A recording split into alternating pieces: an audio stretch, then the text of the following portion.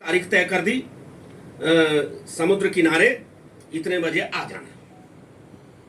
वहां बाकायदा लेंस जो है बढ़िया एक वो रहेगा, बैकग्राउंड भी रहेगी, और वहां बैठ करके अब वो एक पत्थर के ऊपर बैठ जाती हैं और चित्र बनाने के लिए जैसे ही ये चित्रकार कूंची उठाता है तो पूछता, अच्छा एक बात बताइए, कैसा चित्र बनाऊं?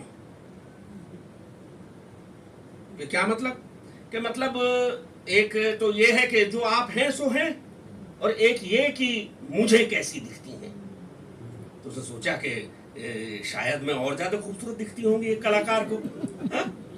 तो बोले कि मैं जैसी दिखती हूं वैसा चित्र बना दीजिए। साहब जब वो चित्र बना तो उस चित्र को देख करके वो इतनी ज्यादा डिप्रेस हो गई कि कोमा में चली गई।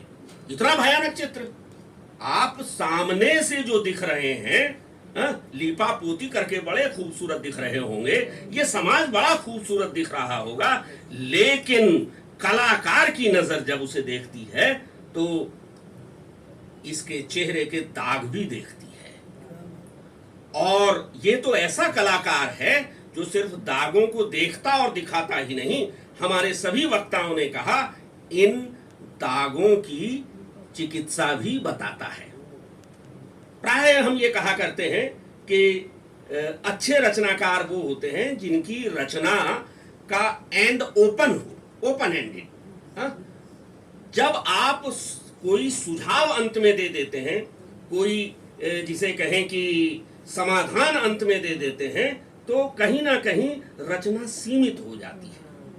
लेकिन इन रचनाओं के संदर्भ में जब हम बात कर रहे हैं, ये अपने आप में इतनी छोटी रचनाएं हैं और इनका समाधान इस डॉक्टर सुषमा ने इस्तेमाल किया पंच की तरह है।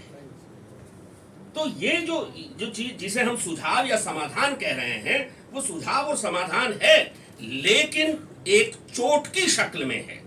और इस चोट तक पहुंचने के लिए ये इनके डॉक्टर साहब ने इनकी शैली की चर्चा की, तो इनकी शैली जो है वो किसी अफसाना निगार की तरह से, किसी कहानीकार की तरह से ये समाज में से अलग अलग घटनाओं को उठाते हैं, किसी एक विषय को लेते हैं और कुल 500-700 शब्दों में उन्हें इस तरह से एक तरह से चरमोत्कर्ष तक, क्लाइमैक्स तक लेकर के जाते हैं कि वहां जो इनकी अंतिम पंक्ति होती है वह समाधान के साथ साथ एक चोट भी हमारे दिलो दिमाग के ऊपर करती है। और इसीलिए समाधान सुझाने के बावजूद ये रचनाएं, जिन्हें इन्होंने ललित निबंध कहा है और हमने मान लिया, ललित निबंध जो है ये है कि नहीं है ये तो प्रियदर्शिनी जी बताएंगी बाद में।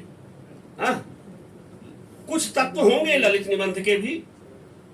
ललित निबंध की एक सबसे बड़ी चीज तो यही होती है कि जिसे आप कहते हैं ना, व्यक्ति की जो निजता है, लेखक की निजता, उसका व्यक्तित्व, वो हमें रचना में दिखाई दे। तो इन रचनाओं के आईने में हम सलीम के उस व्यक्तित्व को देख सकते हैं जिसे कभी कोई अजात शत्रु कहता है, कभी कोई ये कहता है कि साहब ये समाज में घुल मिलकर के रहते हैं, कभी हम देखते हैं कि ये एक अनेक भाषाओं को जानने वाले व्यक्ति हैं, और एक ये कि ये अपने और पाठक के ही नहीं, अपने और जो इनका सब्जेक्ट है उसके साथ एक